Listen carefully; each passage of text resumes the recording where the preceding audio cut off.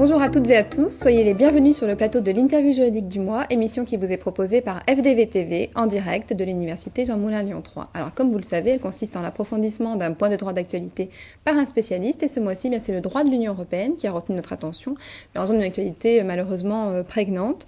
Il semblait intéressant de faire le point sur la situation européenne, alors de certains États et de l'Union européenne elle-même, à travers un bilan de l'euro depuis ces 10 dernières années. Alors pour ce faire, nous sommes très heureux d'accueillir Thierry Debar. Vous êtes professeur de droit public à l'université Jean Moulin Lyon 3, notamment en droit constitutionnel et institutions européennes. Alors Thierry Debar, bonjour. Bonjour. Alors merci d'avoir accepté notre invitation. Et l'usage veut que 3 questions vous soient posées. Alors peut-être dans un premier temps, pourriez-vous simplement revenir sur le bilan de l'euro, dresser un bilan de l'euro ces 10 dernières années finalement?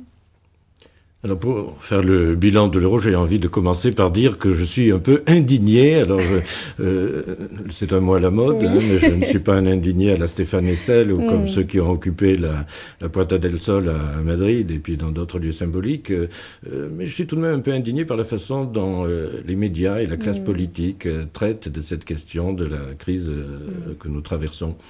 Pourquoi ? Bien tout simplement, la crise actuelle, c'est principalement une crise budgétaire des États. De cette crise budgétaire, on s'est mis à l'appeler, de façon coutumière, la crise de la zone euro. Alors c'est déjà un peu contestable, parce que je sache, le budget des États-Unis est très déséquilibré, celui de la Grande-Bretagne est déséquilibré aussi, et puis au sein de la zone euro, il n'y a pas que des États en situation extrêmement difficile. La situation allemande est assez satisfaisante, celle des Pays-Bas est assez bonne aussi.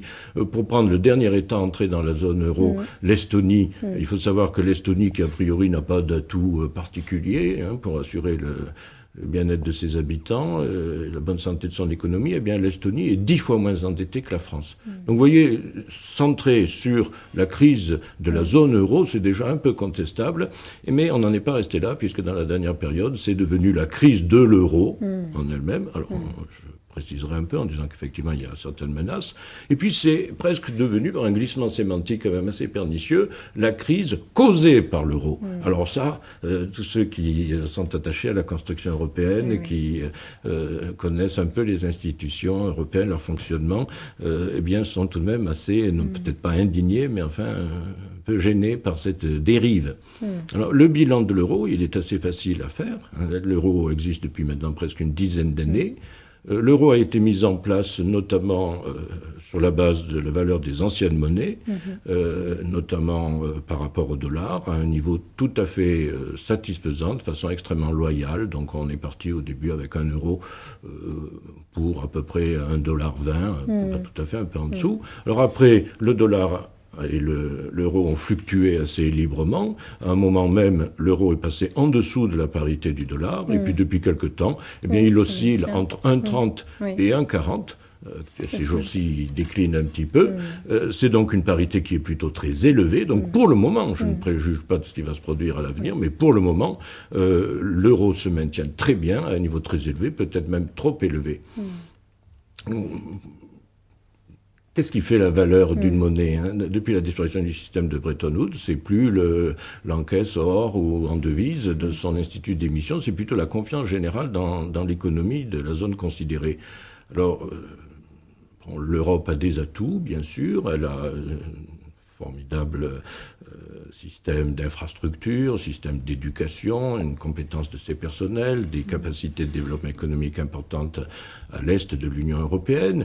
Bon, il y a énormément d'atouts, mais enfin, il faut reconnaître aussi qu'il y a quand même des handicaps, le niveau de salaire qui est très élevé, le niveau de la protection sociale qui coûte très cher, le vieillissement de la population, et puis d'autres éléments, l'absence ou la faiblesse des ressources énergétiques ou en matière première, et puis aussi, effectivement, c'est une menace objective sur l'euro, les désordres dans la situation budgétaire des États membres de l'Union européenne et plus particulièrement de ceux qui appartiennent à la zone euro.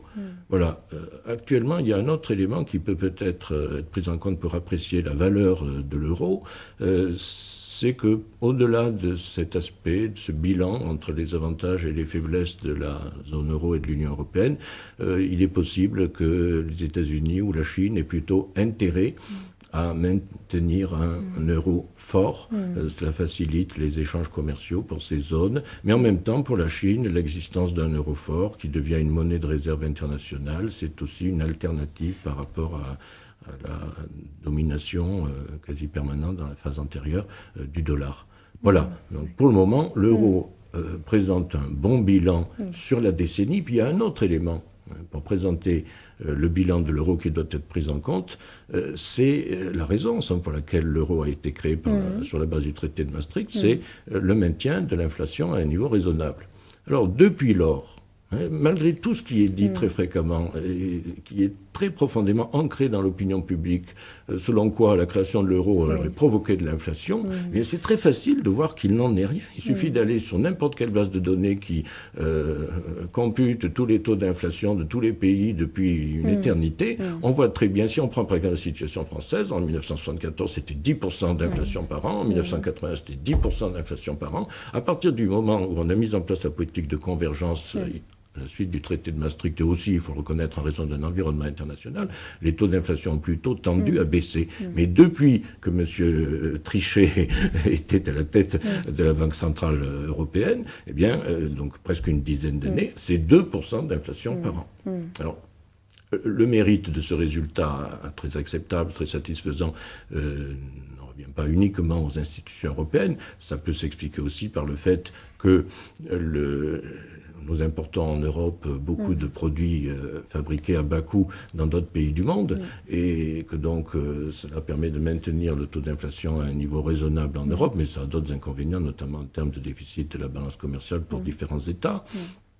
Mais il faut aussi reconnaître que l'euro fort nous protège dans une certaine mesure contre le coût qui serait trop élevé de l'importation dont on ne peut pas se passer ou très peu en matière notamment pétrolière. Donc vous voyez, du point de vue de la valeur de l'euro par rapport aux autres grandes monnaies, le bilan est très satisfaisant. Du point de vue du maintien de l'inflation à un niveau raisonnable, le bilan de l'euro est également très satisfaisant. C'est la raison pour laquelle parler de crise de l'euro, c'est vraiment un raccourci gênant qui laisse planer le doute sur la sincérité de ceux qui l'utilisent. D'accord. Donc c'est plus finalement la crise de certains États, alors si je comprends bien. Alors, quelle est peut-être du coup la situation budgétaire de certains États? Alors j'aurais plutôt envie de dire la situation française d'abord. Est-ce qu'elle peut être comparée à celle de la Grèce, à celle de l'Italie en ce moment? Oui, c'est effectivement ça. C'est d'abord une crise budgétaire. Alors, si vous voulez, je veux bien faire quelques observations sur le cas français.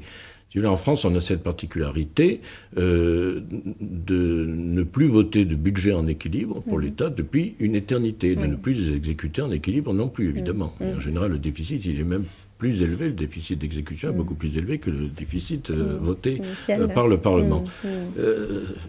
À partir de 1980, c'est là qu'intervient le seuil.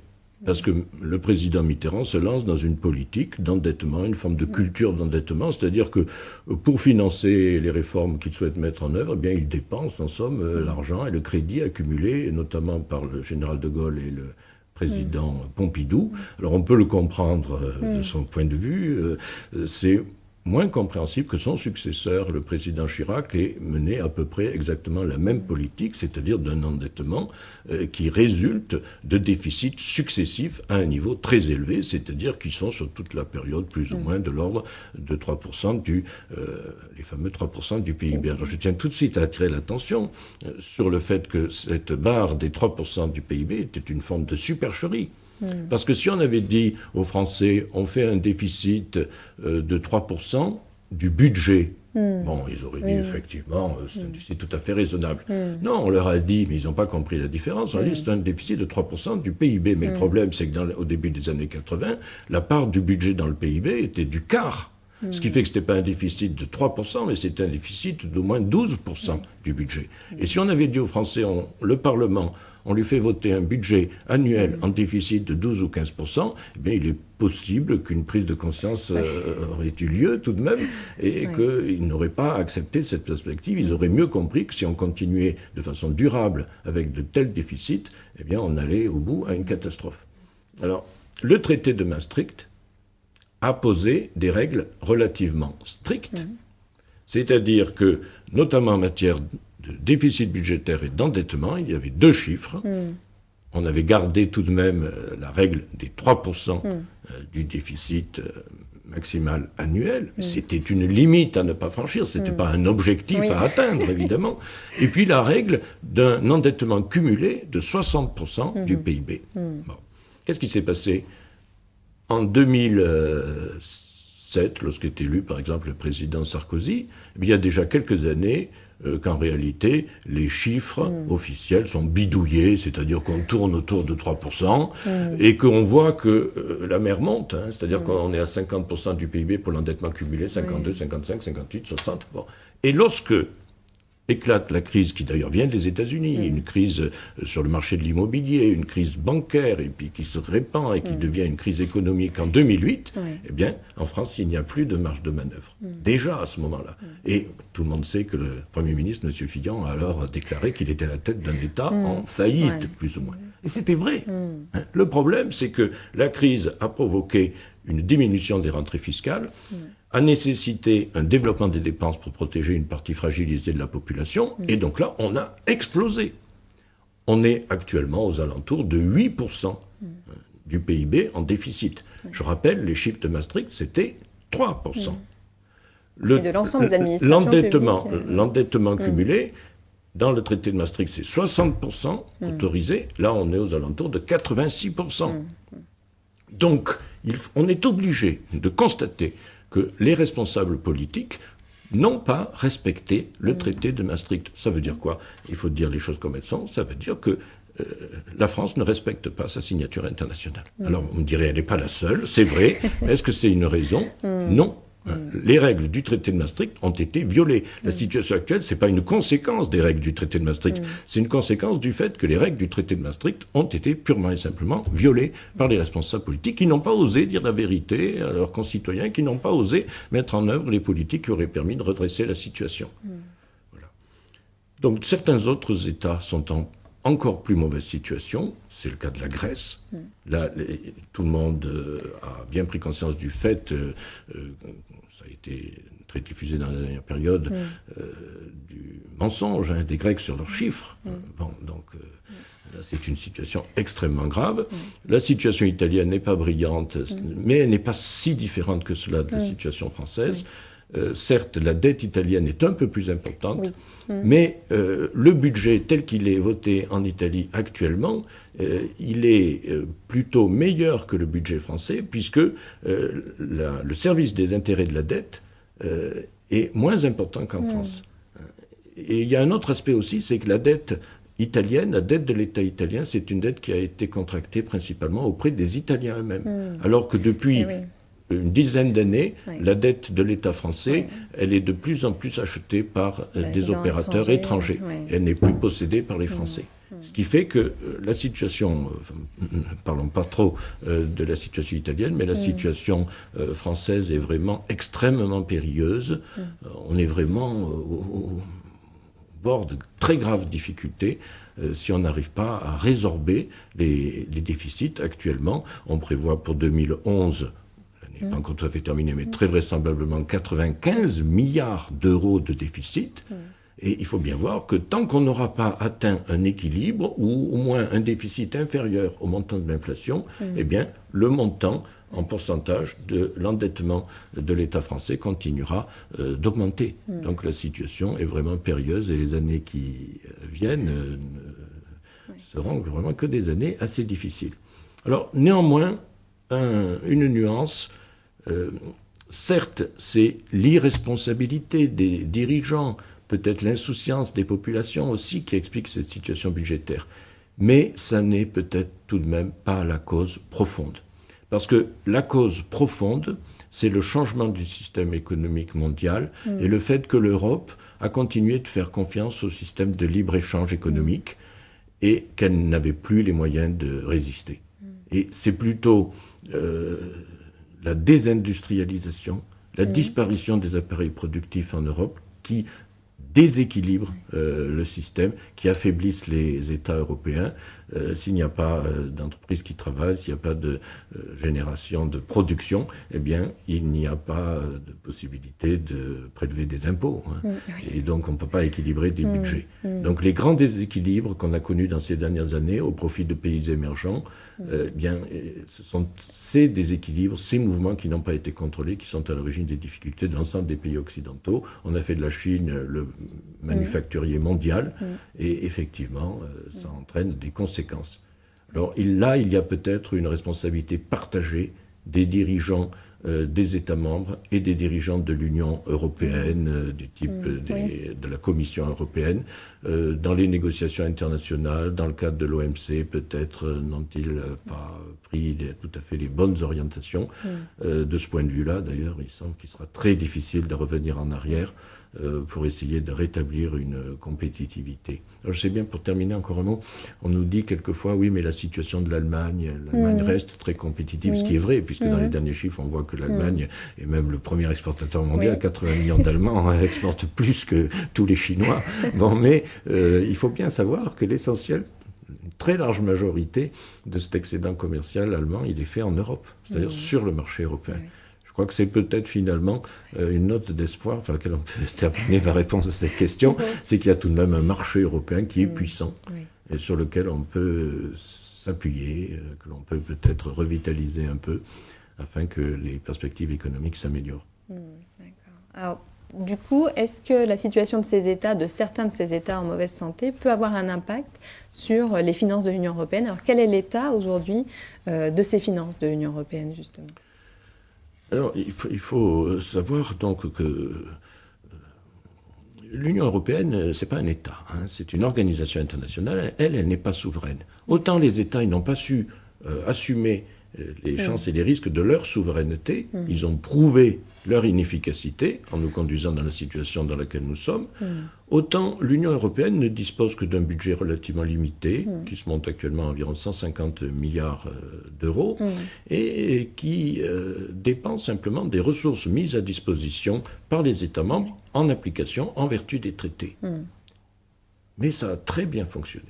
C'est un petit budget, il est très solide. L'Union européenne a parfaitement respecté la règle d'équilibre budgétaire. Donc, l'Union européenne, c'est dette zéro. Il n'y a pas d'endettement de l'Union européenne. Et puis, c'est un budget qu'on peut regarder un peu plus en détail. Il y a à peu près 6% de dépenses de fonctionnement dans ce budget. Autrement dit, 93 ou 94% des dépenses du budget de l'Union européenne sont des dépenses d'intervention qui...